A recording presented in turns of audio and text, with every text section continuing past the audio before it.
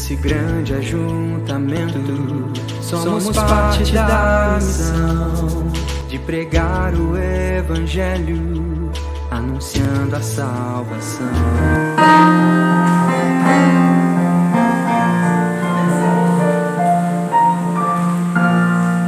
Vamos dar início à nossa escola dominical, ficando de pé, e vamos agradecer a Deus o sol que está brilhando, por todos que chegaram, aqueles que não chegaram também, o Senhor está cuidando de cada um deles.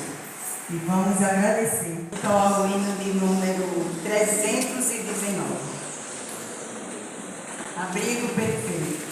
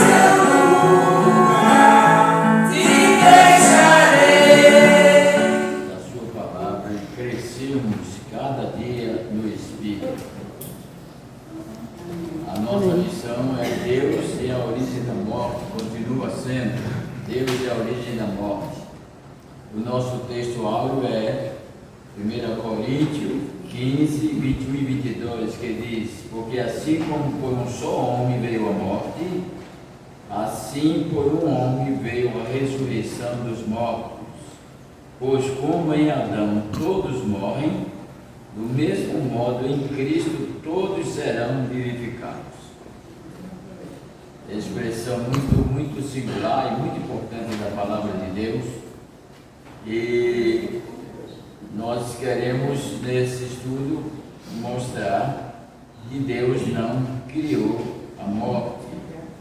Aí alguém pode dizer: mas pastor, Deus anunciou logo a morte, logo quando Adão pecou, ou antes de Adão pecar. O Senhor, quando mostrou os frutos a Adão, disse que ele não comesse do fruto da ciência do bem e do mal, porque no dia que ele comesse, morreria. Então o Senhor já ali falou da morte. Então, aí a morte já estava no domínio de Deus, a morte já estava na mão de Deus.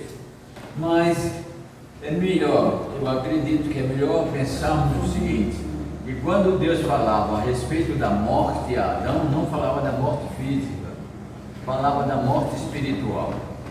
E isso ocorreu. Adão não morreu no mesmo dia.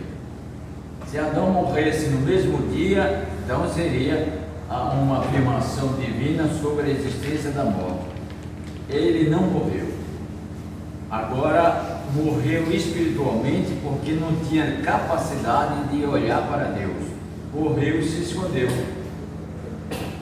Na nossa vida cristã, muitas vezes nós nos escondemos de Deus. Todas as vezes que nós fazemos uma coisa, depois o Espírito Santo vem e olha, isso aí foi assim, você errou, não devia ter feito isso, então você fica abatido. O crente realmente, quando peca, ele se abate. O hino diz assim, que o Senhor faça que ele sinta cada dia mais tristeza ao pecar.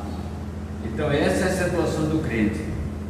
Adão estava ali e quando comeu do fruto, ele sabia que estava pecando, porque ficou a desobediência acima da palavra e do ensino que de Deus lhe deu.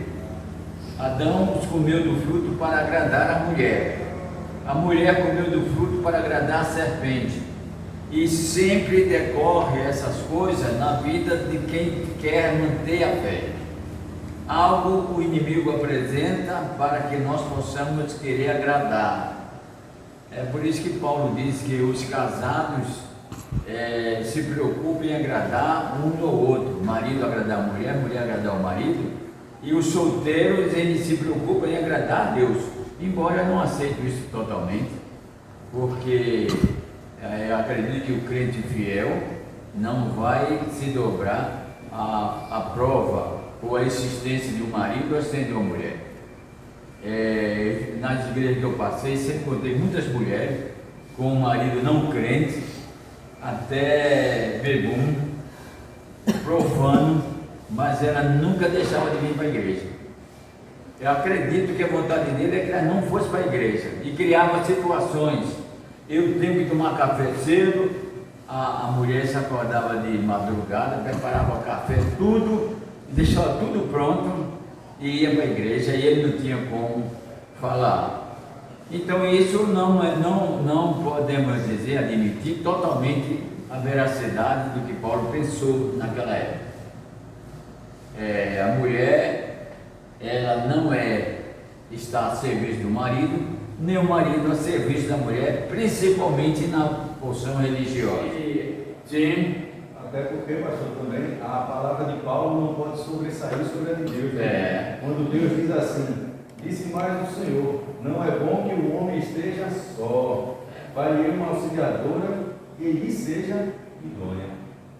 E Paulo diz que é bom que o homem fique como eu, sem mulher.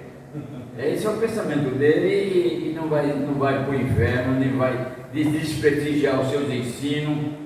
O que ele ensinou, o que ele deixou, mas quando eu digo, Bíblia é um livro de interpretação, e você pode contestar o que Paulo disse, o que Pedro disse, o que Tomé disse, o que Judas disse. Não pode nada daquilo que Cristo falou. Cristo falou, então, se Moisés, que era considerado um Deus aí em Jerusalém, e Elias, os dois ícones da religião, falar, então eles obedecem. Eu vi um choque lá em João 6, quando Jesus falava a respeito dele como pão da vida. Os súditos de Abraão, os súditos de Elias e de Moisés, falavam o seguinte: nós comemos o pão do céu, nós somos filhos de Abraão, nós vamos ser salvos porque somos filhos de Abraão. Então Jesus disse assim: quem não comer a minha carne e beber do meu sangue, não pode ter o reino dos céus. E eu sou o pão que desceu do céu. Então, o que alguém ensinar a respeito de qualquer coisa, qualquer homem, qualquer discípulo, qualquer apóstolo que fuja do ensinamento de Cristo, seja anátema. O próprio Paulo diz isso. Agora, é bom que Paulo tenha uma consciência cristã e abrangente. Ele sabia que as suas expressões iam atravessar o século. Ele diz assim: falo como homem, não falo como doutrina, nem falo em nome de Deus, falo como homem, segundo o meu preceito individual. E todos nós, como cristãos, temos nossos preceitos individuais, e devemos ter, porque quando nós ouvimos uma repreensão ou um ensino bíblico e servimos pelo medo ou para agradar, nós não nos convertemos. Nós temos que ver o ensinamento, receber a repreensão, a exortação e analisar. Realmente eu preciso disso. Se arrepender e não fazer mais. Isso é o que mostra a idoneidade de uma vida cristã. Então, não é ouvir e ficar submisso a uma pessoa que fala, uma pessoa que ensina. Eu sempre digo, a minha palavra aqui não é dona da verdade, nem eu quero que seja. Eu não quero que ninguém aceite uma expressão dita minha sem análise. Às vezes eu solto de propósito expressões para que analisem, e se não entendeu, volta. Essa é a instrução consciente. Não entendi, vou perguntar ao pastor, por que isso?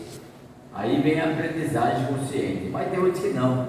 O pastor disse isso, o pastor falou isso, mas também não entende a Bíblia, ou eu não aceito. Não é assim que se aprende. Aprende, como diz na leitura que a irmã leu, e os pastores estão preocupados com a vida espiritual de cada um, como que se fosse dar conta.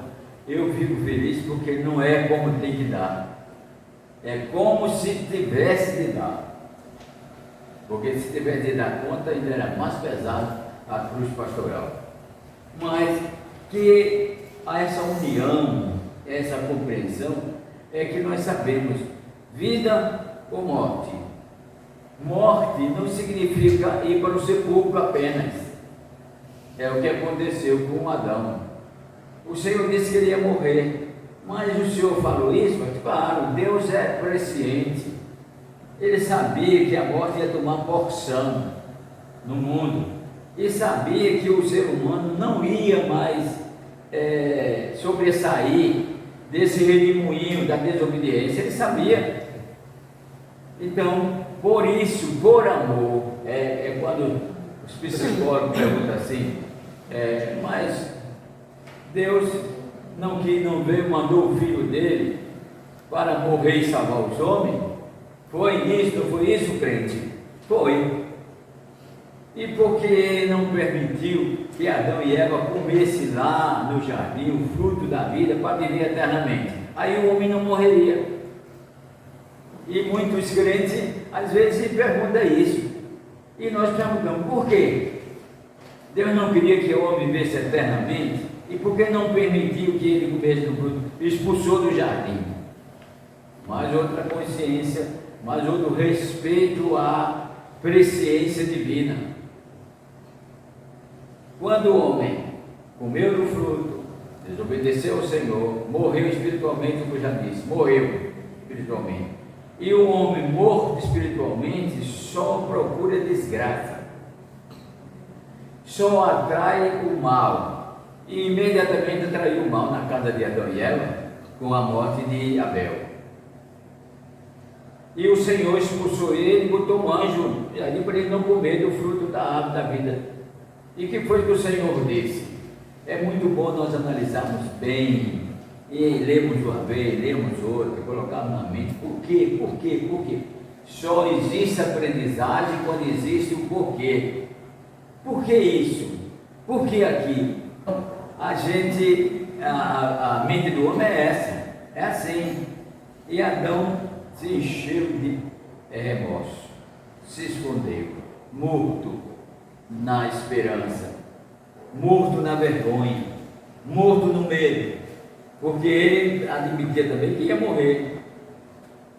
Ele, quando a Eva chegou com o fruto da mão para dar ele, e comendo, ele disse: vai morrer a minha mulher, e eu vou comer também, porque eu vou morrer. Certo que ia morrer?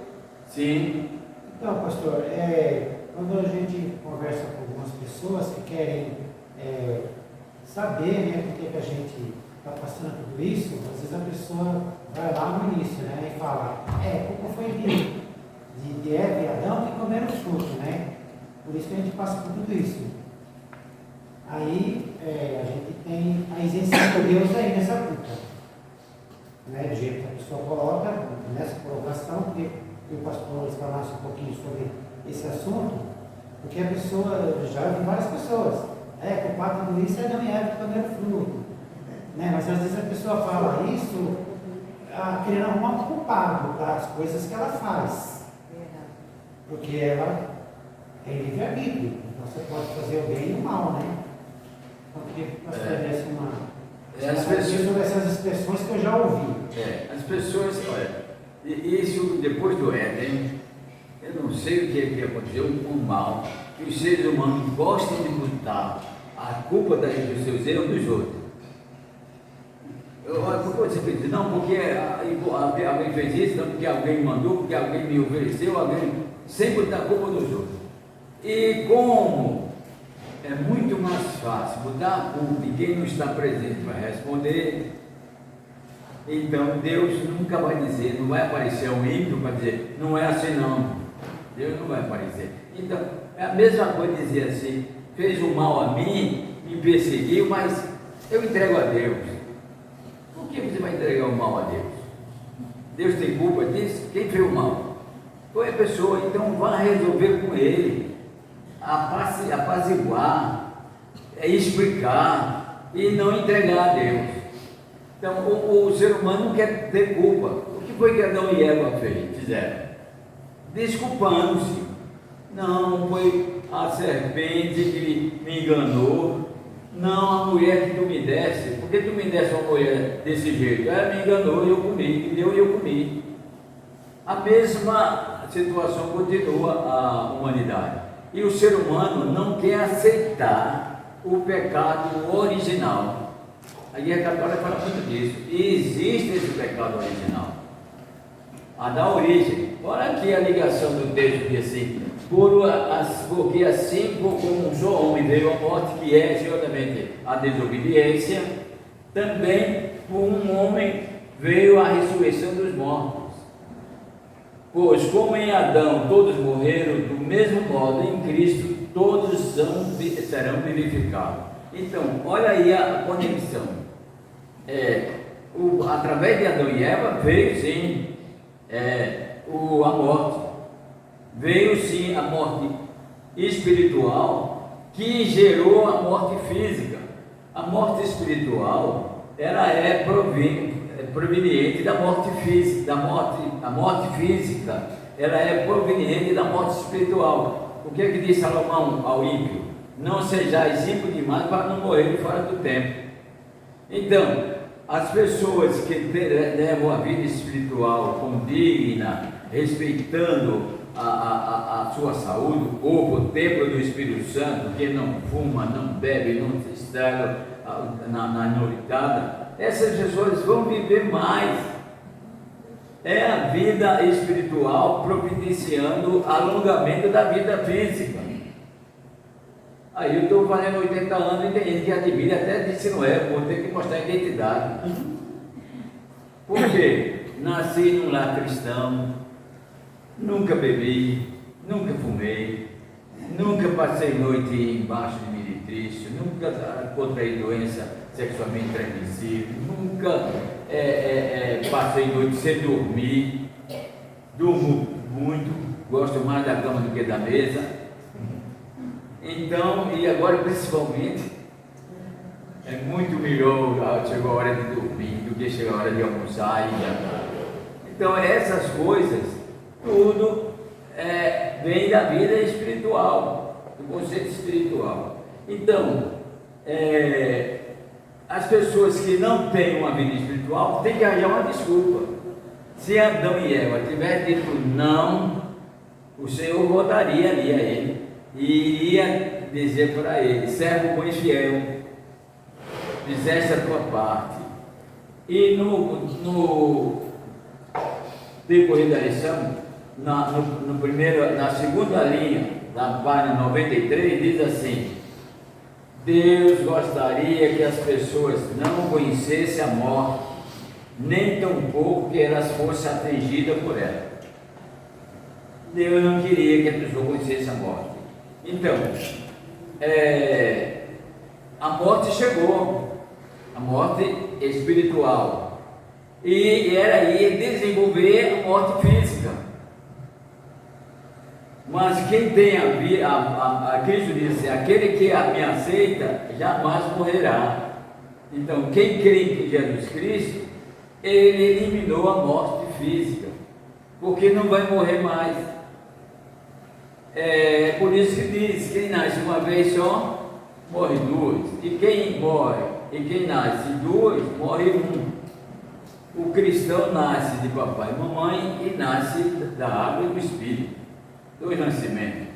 É registrado no cartório onde o vento faz a curva e é registrado no livro do cartório de Deus, cujo nome não estiver escrito no livro da vida, esse não faz parte da cidade que nós esperamos. Então são essas coisas que vão solidificar a nossa consciência. Nós nascemos uma vez só, vem a Cristo quer lhe dar vida, não quer nascer de novo. O que fez Nicodemos? Não quis nascer de novo. Jesus disse, necessário é nascer de novo, não quis nascer de novo. Então, o que vai acontecer com você? Você vai ser dependente da morte física, da morte espiritual que já está e da morte física. Quando nós nos convertemos, nós sentimos uma coisa tão especial. E eu peço a Deus sempre que conceda aos cristãos a emoção e a alegria do momento da conversão. Como seria bom que nós não esquecêssemos desse momento. É o momento de nós abrirmos assim as veredas da vida material e vermos a vida espiritual desfrontando. É como um sol rosado nos cobrindo de graça, de paz, de alegria, de confiança, nos tira livre do temor, do medo, da angústia, das preocupações. É esse sol que nos cobre e é chamado sol da justiça. Não somos justos, somos pecadores, mas o sol da justiça nos cobre. Alguém pagou por nós os nossos pecados para que esse sol nos cubra. Nem todo mundo quer ser atingido, protegido e salvo dos seus erros. Não quer, porque não quer nascer novamente. Nascer uma vez, vai morrer duas. Vai morrer espiritualmente e fisicamente. Nascer duas vezes, só morre uma. Materialmente não é morte. Materialmente não é morte. É chamado na teologia profunda, é separação. Porque o que vai acontecer e simbolizar a morte é quando Cristo voltar, uma multidão que ninguém pode contar na sua direita e uma multidão como a areia do mar na sua esquerda.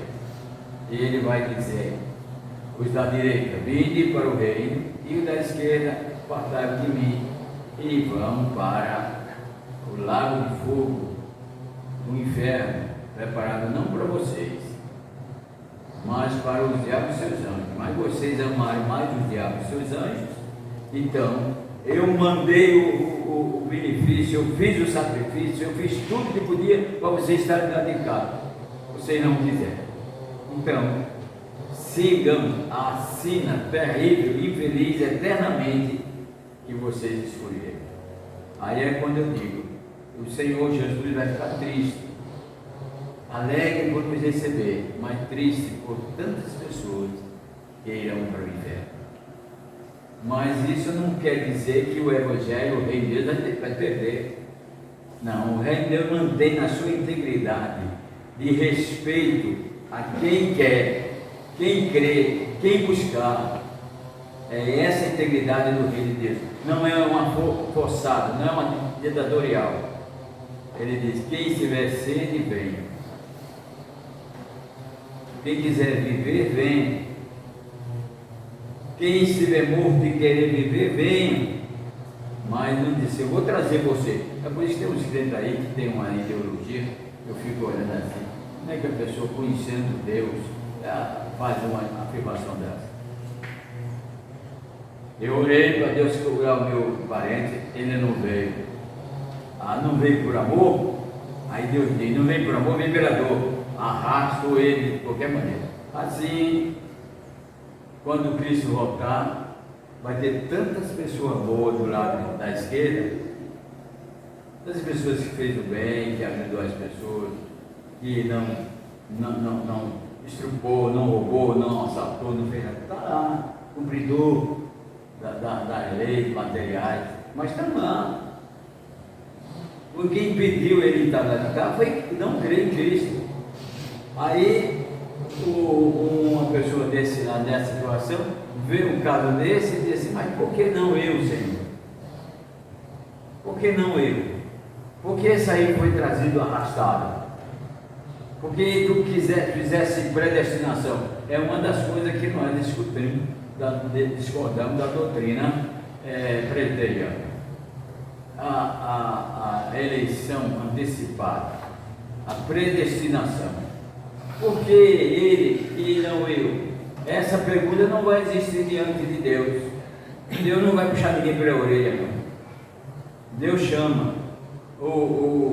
A filosofia divina é: buscai e acharei, pedi e recebi, batei e abri-se-vos-á. Então, essa filosofia, esse pensamento de crente, na minha mente, é totalmente inexpressivo e intempestivo. Dizer que Deus vai trazer quem quer, que ele quiser, para ser salvo, até pela orelha. Então não adianta nós ter a Cristo, não. Ele nos dá a oportunidade, ele toca em nós, o Espírito Santo toca em nós, não é somente nós não, do ímpio, para ver se ele se arrepende.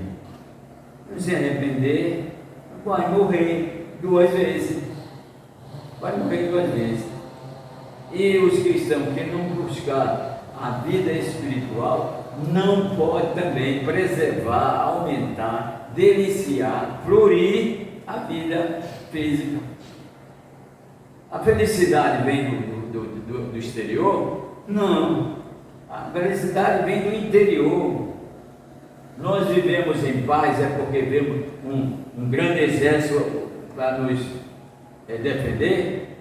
O salmista para diante da invasão de Roma, do exército romano em Jerusalém, perseguindo os cristãos, ele para, querer correndo, mas onde não tem saída, estou aqui encurralado. Aí ele diz, o meu socorro vem do Senhor. O que é que ele diz diante dos montes? O meu socorro vem do Senhor. Eu estou esquecido do tema, agora deu um branco. O Salmo diz assim, estando diante do monte, o meu socorro vem do Senhor. Quem é isso? Eleva os meus olhos para o monte. De onde me vem o socorro? Ele ia, o crente é assim, ele vai sendo perseguido, está vendo um monte, não tem para onde correr, só um monte. Aí ele pergunta, de onde me vem o socorro? Aí o meu crente responde, meu socorro vem do Senhor. Então ele fez a terra, ele pode remover esse monte que de repente eu passar. E assim é a vida espiritual. Às vezes o inimigo coloca um monte de dificuldade, de angústia, de terror, de medo na frente do crente. Nós temos que parar e dizer assim, elevo meus olhos para o monte, difícil de ultrapassar, eu sozinho não consigo. Então, quem vai me socorrer? Onde vem o meu socorro? Meu socorro vem do Senhor, que fez o céu e a terra. Ele pode dar uma ordem e esse monte virar areia. É assim. A gente na vida cristã sabe que não está andando em tapete de rosas. Tem uma rede na varanda, o vento fresco para nos embalar, e o tempo todo para dormir e dizer graças a Deus. Não é isso não, só. Isso existe sim. Porque pediram a um pintor para escrever, pintar um quadro que simbolizasse a paz. Aí criou um oceano e o vento levando um barquinho. Outro escreveu um pomar e ao lado um jardim, onde um beija-flor parava no ar. O outro pintou um quadro de uma árvore saindo da margem da cachoeira, uma árvore pequena, e botou um galho para ao lado da cachoeira, e ali um pássaro veio e fez um ninho. Esse foi o quadro que ele pintou. Quando foram analisar, ele disse assim: por que você acha que isso é a paz? Ele disse: porque paz é viver tranquilo diante do perigo. E esse pássaro achou que aqui, duas coisas: os predadores não podiam vir, porque cairiam no abismo, e ele confiava que essa água não ia chegar aqui, e sabia que tinha alguém para protegê-lo. Assim mesmo é o conceito da paz. Viver paz sem estar em perigo não existe, não. Os cristãos vivem em perigo. Estamos vendo aí STF, Senado, tudo cabeça podre, tentando destruir o que é de evangelho. Mas nós vamos ficar preocupados, angustiados? Não, nós estamos em paz, estamos em perigo. O cristianismo está em perigo, mas nós estamos no ninho da fé. Estamos ao lado do poder, que é a cachoeira, a força da água. Estamos ao lado do poder e estamos no ninho da fé. É isso que significa paz. Paz é assim, não ter paz. Olha, você agora, alguém quando se aposenta, esse é mesmo, você agora vai para uma casa na praia, agora você vai viver o resto da vida em paz.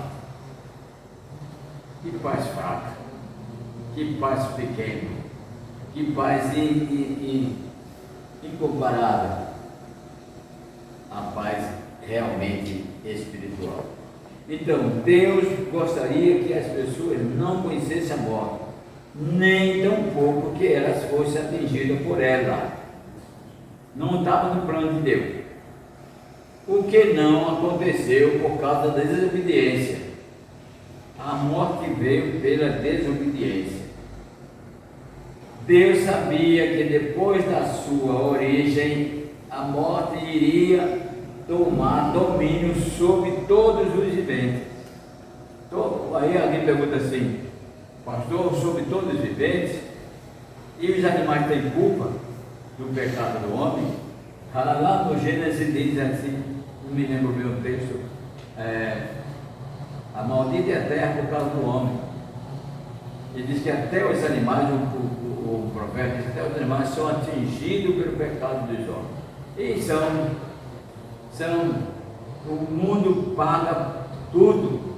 A planta, a mangueira que está morrendo, ninguém sabe explicar por que as mangueiras estão morrendo. A árvore se acabando. É muita coisa que está ocorrendo que a gente não está tão atento. São essas coisas que a vida nos mostra e nós não queremos ver. O pior é isso, nós não queremos ver. As autoridades não querem ver.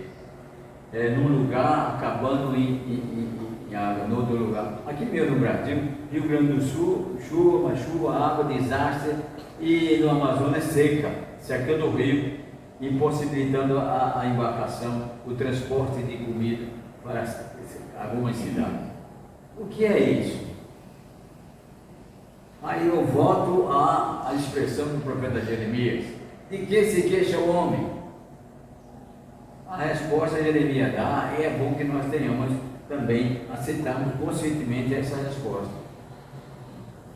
Se queixa cada um dos seus próprios pecados, porque a vida espiritual, ela é influenciadora, ela é raiz da vida espiritual, da vida material, como eu disse. Se os homens, o que é que diz lá em Crônicas, 2 Crônicas 7,14? se esse povo que se chama pelo meu nome se humilhar e buscar a minha face, se arrepender dos seus pecados, eu virei dos céus e sararei a sua terra. É isso aí. Está querendo coisas benéficas para a sua vida material, sua vida física? Busque primeiro a Deus. Reconstrui, reerga a sua vida espiritual. Mas com a vida espiritual lá embaixo só vem tristeza, confusão, questões, briga em igreja, desejo de ser grande. Tudo isso é falta de alimento da vida espiritual. E o Senhor está pronto para nos servir, que é até uma inversão, um servo sendo servido pelo Senhor. Está pronto para nos servir de coisas espirituais se nós pedirmos. Mas será que as coisas espirituais estão alegrando os nossos corações, as nossas almas? As nossas intenções estão ligadas às coisas espirituais? Aí Jesus diz assim: procurar em primeiro lugar o reino dos céus e a sua justiça. Veja, quando a gente fala uma expressão, às vezes nós ficamos medrosos de afirmar uma situação como essa que eu disse, que a vida física ela é futuro e exercício, é fruto da vida espiritual. Olha o que Jesus diz: buscar em primeiro lugar o reino de Deus e a sua justiça, que é a vida espiritual, e as demais coisas, que é a vida material, os serão acrescentados. Então, são essas coisas que nós devemos pegar e dizer: é isso aí, não posso abrir mão desse conceito, porque não foi ninguém que falou, foi Cristo que falou. Não posso abrir mão desse conceito. Às vezes nós vemos um crente tão abençoado por Deus, e a gente não fica perguntando: por que ele? Por que não eu? Por que não? Deus não é Pai de todos? Porque todos não são abençoados como esse. Aquele que busca, acha. Aquele que pede, recebe. Nós, como o irmão falou, não pode dizer que a culpa é de Deus. E nós hoje não culpamos a Deus. Senhor, me dá isso.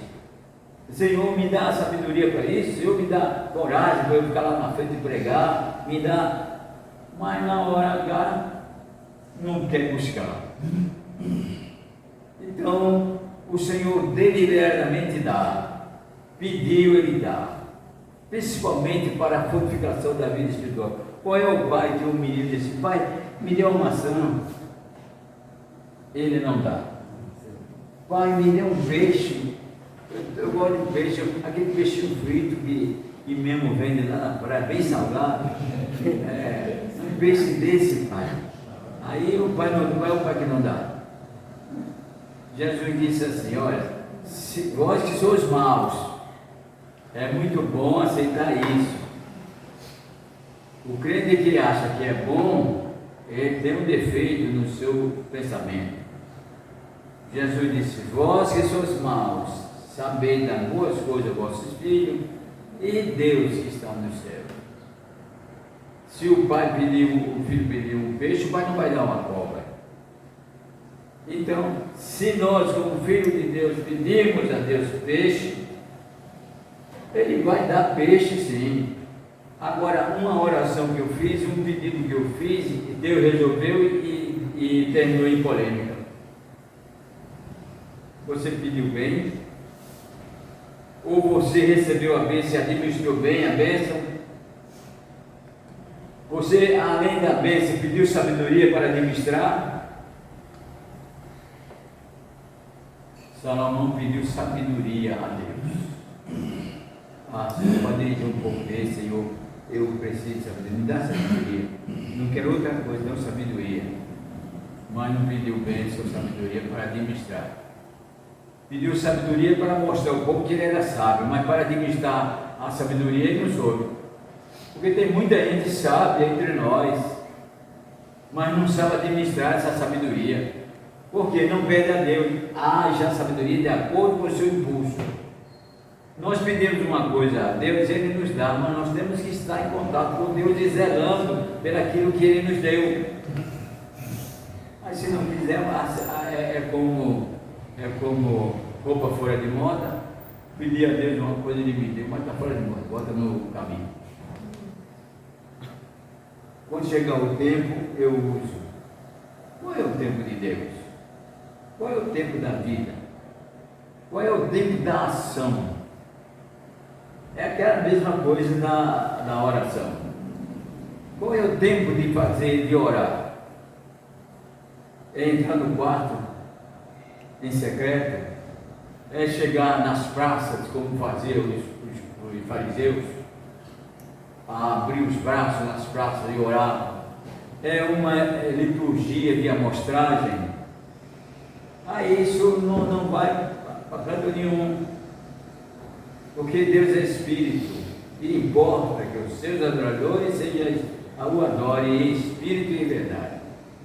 Fora disso, é a amostragem.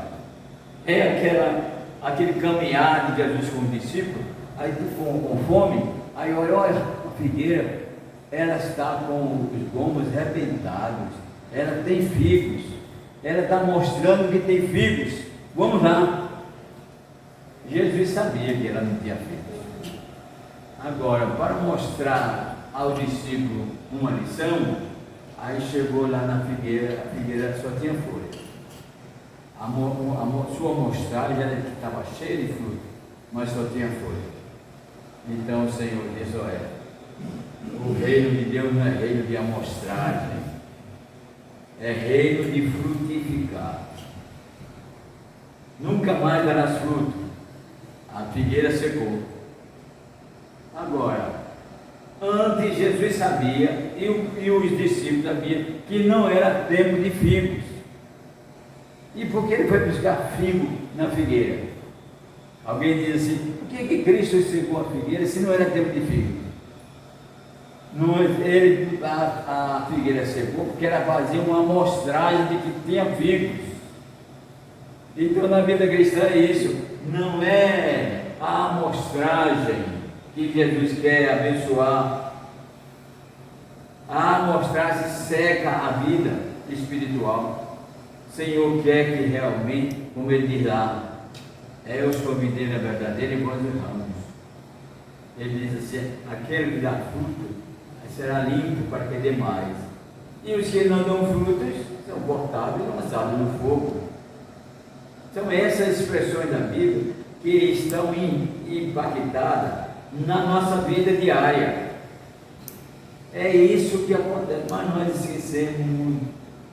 Nós estamos muito cheios de internet na cabeça, muito cheios de programas de que quer que seja, que o que tem de nojeira em nome de Deus na internet, o que tem de discussão, crente pentecostal com testemunho de Jeová, o que é que tem de pastores que deixaram a igreja e fica diante de uma tela falando coisa que ontem mesmo eu estava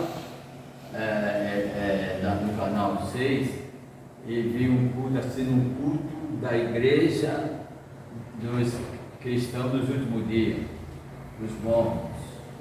E lá o grão-mestre, porque quando ele desceu, todo mundo esperou ele sair e ele botar uma mão na cabeça da pessoa como se fosse um papa.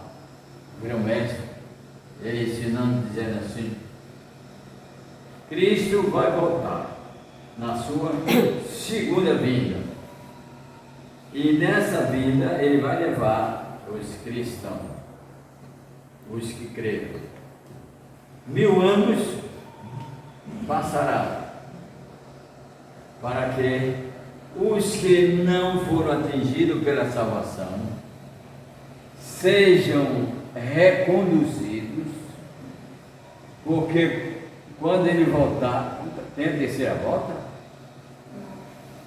quando ele voltar, todos irão com ele, porque os homens, as pessoas, são herdeiras da salvação. O que significa isso?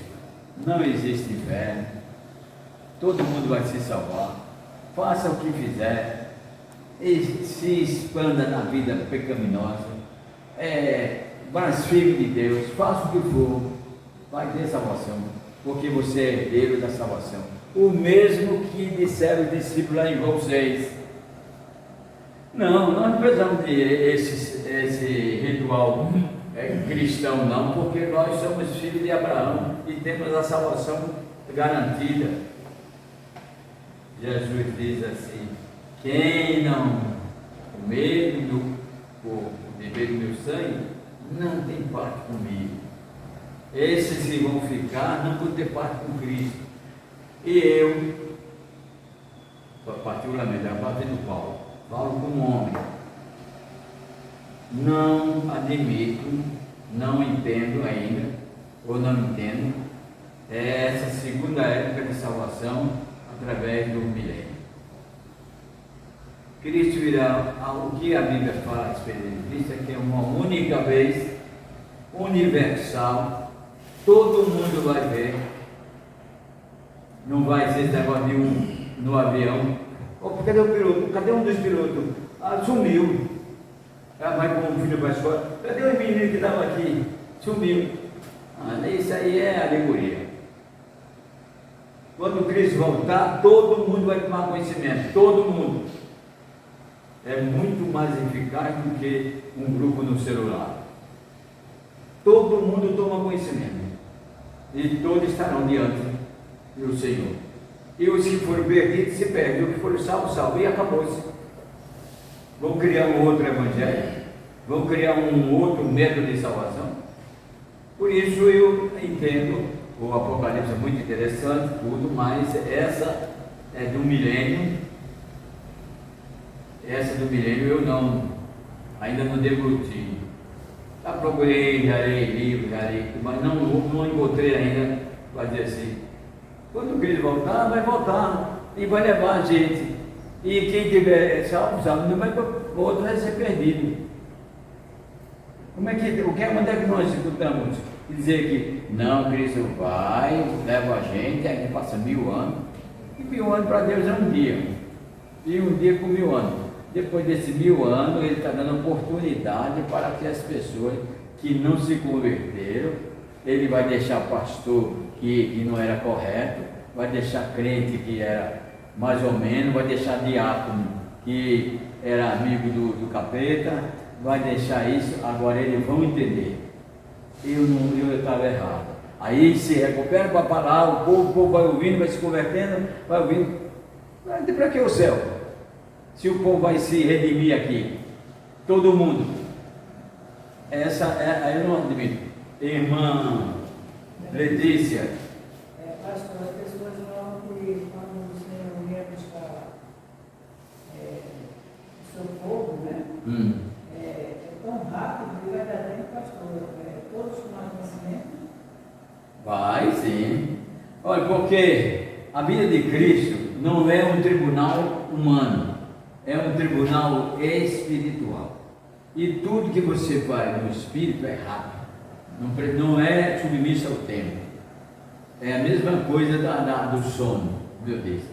Você vai dormir, chega às 8 horas da noite em casa, corpo todo já quebrantado, diz, vai ser visto, toma um banho e vai para a cama. Daqui a pouco o sol está no rosto. Mas eu deitei agora, no tempo não conta para quem está dormindo e para quem está morto. E Deus é o seguinte, quando ele diz que um dia é 1000 anos, 1000 anos é um dia, a rapidez do que é as coisas espirituais. Quando Cristo vir, todo mundo vai tomar conhecimento. E a Bíblia diz, todo olho verá. Todo olho verá. Então é uma vinda universal, todo mundo vai tomar conhecimento na hora. E vai ser abrangente.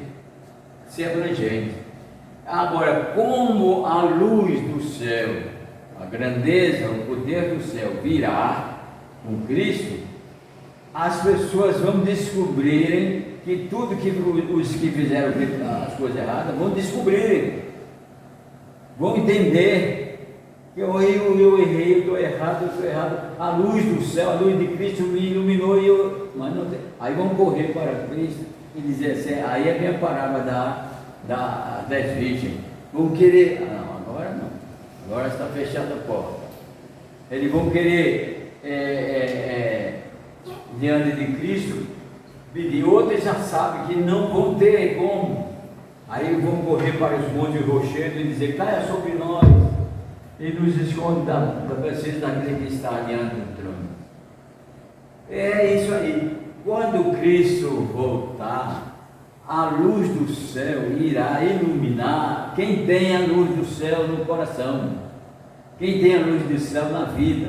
Quando isso acontecer, por isso nós, quando sentimos que é a vinda de Cristo, nós cantamos Hosana, nós ficamos como uma pluma, alegre, porque essa luz nos irradia, é muito mais superior do que a luz da alegria da conversão. A luz da alegria da conversão, vindo, recebendo a luz da presença de Cristo para cumprir a sua promessa de redenção. E os outros sabem que Cristo prometeu a eles também a promessa de condenação se não se arrependerem. Eles sabem disso. Então o Senhor estará diante de nós e nós diante do Senhor, e seremos levados com Ele nas nuvens.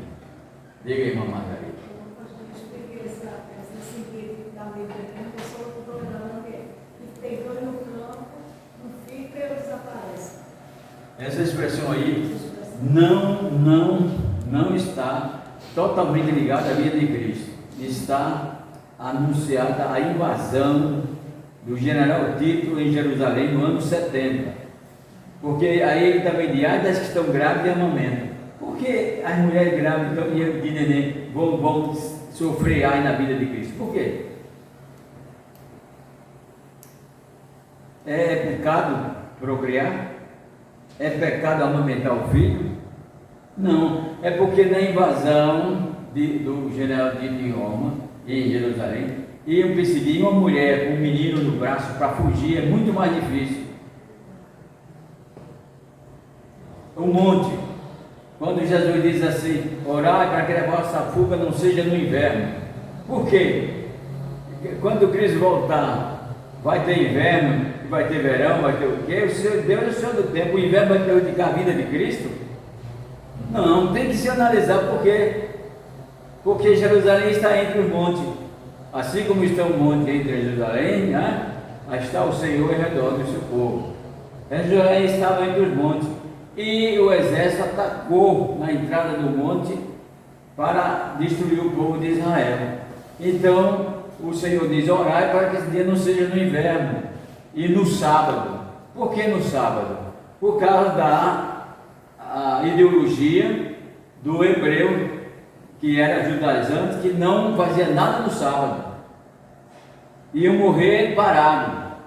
Então orai para que não seja no sábado nem no inverno. Por que no inverno? Porque ele ia ter que fugir pelo monte, um monte escorregadio e ninguém podia subir. Então essa é a expressão que as pessoas às vezes, porque foi falado junto da anunciação da vida de Cristo, coloca junto, mas não tem nada a ver com a vida de Cristo. Ô pastor, sim. Até a gente, como o senhor falou aí, todos nós vamos sentir essa luz e vamos saber. E se a gente até olhar geograficamente o quadro do globo terrestre, ele vai ser, na hora da separação de terras, Deus deixou também propício para que quando as suas funções virem, todos vejam na terra. Porque se a gente olhar o mapa, a terra não é completa, ela é só uma parte povoada. E isso vai exatamente na ascensão de Cristo facilitar que todos também vejam, como diz a palavra, todos verão. A terra vai ser como era antes, não vai ter separação de mar e terra, não vai ser como era antes. Nesse palco pleno é que Cristo vai separar as multidões. E quem vai separar as multidões? Às vezes nós queremos separar as coisas. Não, vamos fazer isso. Mas eu vejo que quem separa as pessoas de Deus e não de Deus são os anjos. Os anjos separarão as pessoas. Eu fico imaginando, está lá no meio de multidão, o anjo chega assim nas costas, de um casal até, pronto, assim, ó, somente uma alegoria. Aí chega o anjo aqui e diz assim, toca assim, Marcelino, para lá, e toca em Vanusa, para cá. E nunca se separaram, sempre estiveram juntos, em tudo, em luta e tudo mais, agora separaram. E outra coisa que nenhum nem outro pode perguntar, por quê? É por isso que é muito bom nós termos essa consciência de que assim, eu sou de Deus. E lutar para que o outro também sinta isso e fale, eu sou de Deus. Porque quando ele voltar, aí vai pegar assim, o anjo vai fazer assim, ping-pong, vocês dois, para lá. Eu sei que muitos que estão juntos, vão se juntar com o povo de Deus, não vai receber esse toque do anjo. Sim, mano, diga. Esse porquê que eu estou falando, você não vai ter como perguntar por quê, mas a pessoa na consciência dela sabe. É isso aí. A pessoa sabe, a irmã, eu anotou, foi bem, a pessoa sabe, porque ninguém se deixa enganar acerca da espiritualidade. Ser ou não ser, eis a questão, é o que dizia a filósofos antigos. Nós temos que saber, somos ou não somos cristãos? E quando dizemos somos, estamos prontos a passar por todas as coisas em nome dessa afirmação, em nome de Cristo. Nós podemos passar por todas as coisas. Por isso eu jogo essas expressões e às vezes eu penso que é para chamar a atenção de alguém, mas eu me alegro porque o tempo vai passando e vai confirmando. Eu digo assim, quando nós somos de Cristo, nós podemos dizer assim, que quando o salmista Davi escreveu, o Senhor é meu pastor, nada me faltará, ele escreveu no período de conhecimento menor do que o nosso. Ele não tinha tanto respaldo espiritual como nós temos hoje. Aí eu digo assim, no Novo Testamento, o Salmo 23, a expressão é essa: se o Senhor é meu pastor, tudo me pode faltar. É aí quando você pode dizer assim, eu sou cristão, falta comida, eu não vou perder a fé. Falta a companhia do esposo ou da esposa, eu não vou perder a fé. Falta emprego, falta amizade, eu não vou perder a fé. Então, se o Senhor é o meu pastor, tudo me pode faltar. Se eu falar isso a certo grupo de igreja, que não for uma igreja que nós preparamos, alguém vai dizer assim, opa aí usa até a Bíblia também. Quem mudar um tio ou um J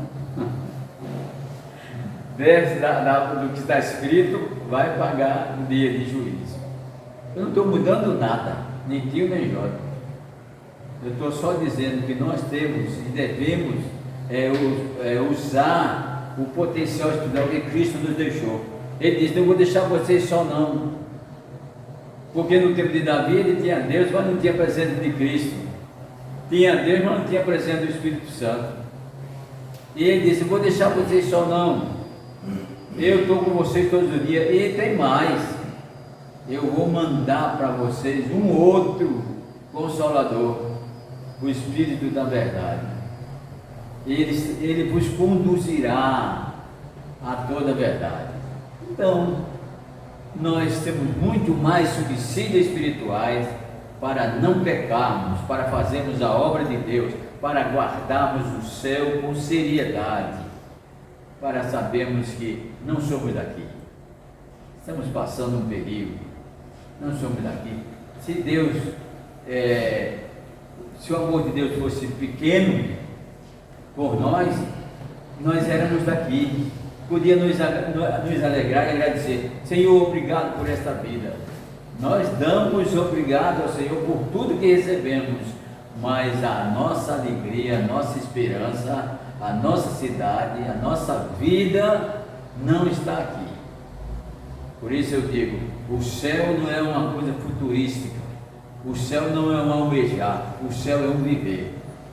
E nós podemos começar a viver o céu aqui. Começamos a viver o céu com essa convicção.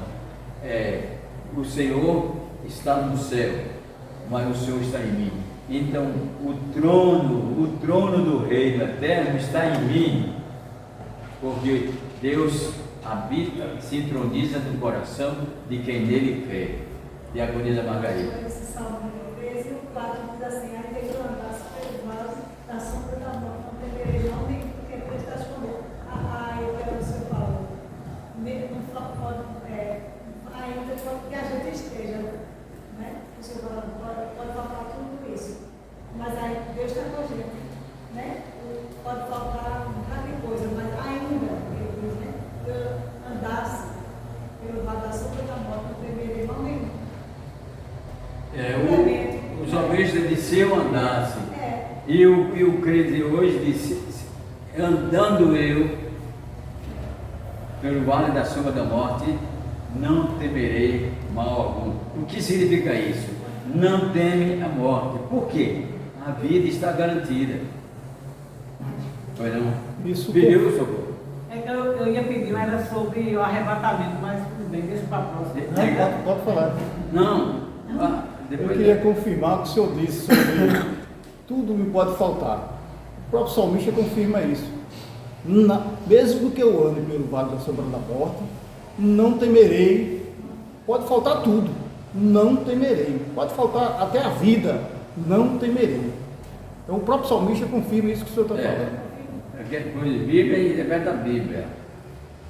Socorro? Não, era sobre, pastor, porque muitos falam que antes da vida de Cristo vai haver o arrebatamento na grande tribulação. Mas eu acredito, como o senhor falou, que isso aí foi naquele tempo de 70, né, que houve. Não sei se vai haver esse arrebatamento mesmo. Jesus falou isso associado justamente à tribulação, à grande tribulação. Haverá grande tribulação. Nunca houve na terra. Realmente houve uma tribulação muito grande em Jerusalém, foi disperso, destruíram a cidade, destruíram o censo religioso, derrubaram o templo, sacrificaram porca no altar do Senhor, levaram os vasos do santuário e levaram o povo escravo. Foi o momento mais terrível na vida de Jerusalém. E Jesus disse: não virá tribulação. Agora essa grande tribulação que comentam, ele comenta, era antes da vida de Cristo. Uma maneira de nós saber que nós vamos ser. No Império Romano, os cristãos passaram por tribulações que não dá nem para se imaginar. Pegava o cristão, descobria cristão e ia botando numa jaula lá, sem comida, sem água, e trazia os leões das arenas, soltava os cristãos na arena e soltava os leões. Aí o Nero ia olhar, no tempo do rei Nero, olhar e dizia assim: eles estão sorrindo, ele está com o rosto de felicidade, estão morrendo com o rosto de felicidade, como é que pode? Porque os cristãos, ele sabia que ia morrer, mas estava entregue na mão de Cristo. E quando ele viu aquele rosto com um sorriso, ele disse: então vamos mudar o tipo de morte, vamos queimar, vamos botar na cruz e tocar fogo. E fizeram muito, cristão. E Pedro teve que botar a Roma escondido para fortificar o povo na fé, mas era cruz queimado e morto por leões. Povo de quem? Os cristãos. Cristão agora, era cristão grego, cristão hebraico, cristão romanos, porque o Evangelho foi expandido e a luta dele é para acabar o Evangelho. O comunismo, ele luta para destruir o sentimento religioso, que é o mais forte que existe no ser humano. Agora, se esse sentimento fosse levado para o reino de Deus, o mundo é diferente, mas o sentimento religioso é forte, mas é desviado para tantas coisas, tantos deuses, tantas idolatrias, mas é o maior. E por isso, quem está em Cristo tem que mostrar o poder desse sentimento. Alguém diz assim, como é que pode? Só quem está em Cristo sabe. Se alguém te levar a capa, ao vestido, deixa também a capa. Se alguém te bater no lado direito, oferece também o esquerdo. Alguém, como é que isso existe? Isso existe? Existe sim. Se você tiver o sentimento religioso, a força do poder religioso em Cristo, tudo pode acontecer e você será sempre vencedor. Até a morte, até aquele cristão que foram mortos na cruz, no fogo queimado e nos leões, eles mostraram seu poder de fé, poder da religiosidade em Cristo. E nós não queremos apenas ser carimbados de cristão. Pega aí o meu documento de fé, carimba aí, sou cristão. Não. Cristão é visto pela ação. Cristão é visto pela sua ligação com Deus, a sua submissão a Cristo. Às vezes nós erramos, sim.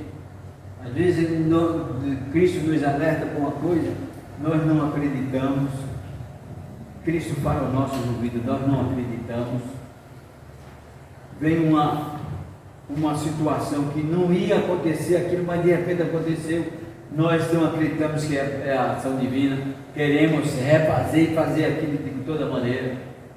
Aí acontece acidente, desastre, separação, acusação indevida. Por quê? Não fomos obedientes à palavra de Deus. Você não é de Deus, você não é filho de Deus. Quando vem uma coisa que você não entenda na sua mente, o que é isso? Admita, Deus está cuidando de você. Eu me lembro bem, um tempo, porque tem coisa que a gente não vê. Se você submeter a Deus, não vai ver. Se você insistir, vai ver. A irmã de lá queria sair para pagar um cartão, uma coisa. Eu disse, eu estou com vontade de sair hoje. Alguma coisa me disse que eu não devo sair hoje. Não estou querendo sair. Vocês sabem como as mulheres às vezes são insistentes. Não, tem que ser hoje, porque tem que ser hoje, porque não, isso. Aí isso. Aí a gente já fica para não criar uma situação. Tá, bora. Aí entramos dentro do carro, quando chegou lá no trevo, perto já da rodoviária, onde tinha ali, perto já da BR, aí era a minha bolsa. Eita, esqueci os documentos que ia pagar. Eu disse, era isso mesmo, Deus queria. God, hoje eu não vou mais de jeito nenhum. Hoje eu não vou mais de jeito nenhum. Confirmou o que eu estava na mente. Romanos 8:28. Agora, se eu fosse insistir, volta em casa, pega o documento para sair e acontece um acidente. Eu que quis. Então, nós somos filhos de Deus, então vamos crer nisso, que Deus cuida da gente. Quando surgiu uma coisa, eu ia, não deu para fazer. Tudo bem, Deus sabe. Eu quero uma coisa com ânsia, não acontece. Deus sabe o que faz. Quando a gente se depara com essas situações de que não era ou para deixar de ir, eu e outros irmãos devem estar em espírito, né? Porque se a gente ficar só na carne, a gente já sai brigando, planejando. Hoje eu já estou em espírito e falo, isso aí. Cuida da gente. Amém. Fica mais tranquilo. Fica mais em paz. Outra coisa, se eu creio que, você sabe, essa mulher minha, ou a esposa, esse marido meu, é de Deus. Então, se é de quem eu amo, eu vou ter que tratar bem.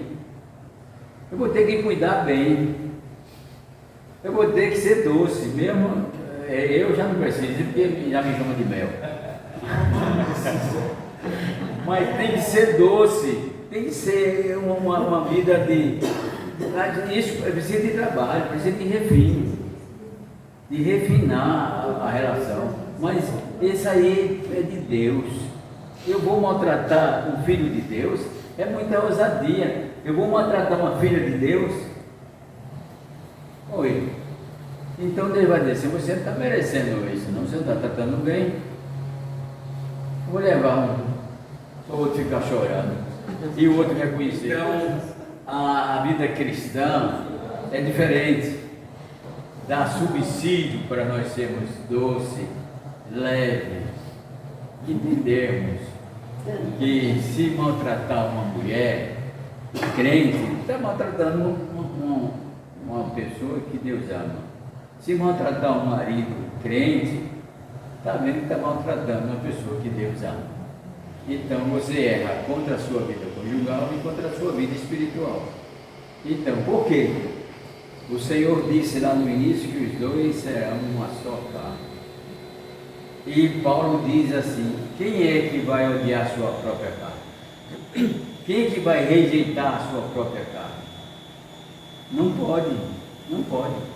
Então, e a vida cristã também nos ensina isso, nos prepara. Os casamentos, eu vi o louro José dizer assim: o famoso tal separou, a famosa tal separou. Então, sabe o que é? Eu sou famoso, sou o louro José. Então, para separar, é melhor não casar. Não vou me casar. E essa é a filosofia do mundo, das pessoas. Porque sem Deus como elo, como ponto de ligação, não existe casamento. Tem que ser Deus unindo os dois. Aí não sei quem é que fala essa expressão, que o cordão de três dobras é muito mais difícil de quebrar, hein? Eclesiastes. Não se quebra. O homem, a mulher e Deus. Esse não se quebra. Agora, o homem e a mulher só quebra.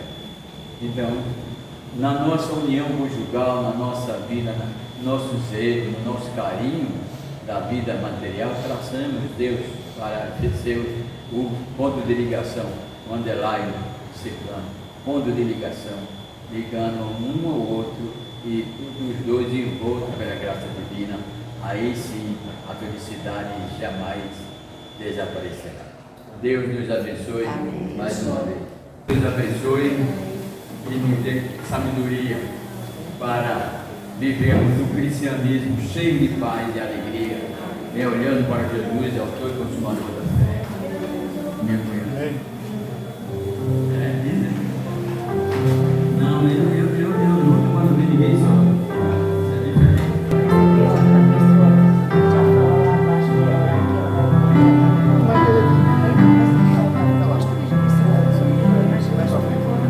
Estamos chegando ao final da nossa escola dominical. Graças a Deus por tudo, pelo ensino, pelo amor do pastor e nos ensinar. Que Deus contemple nossas vidas.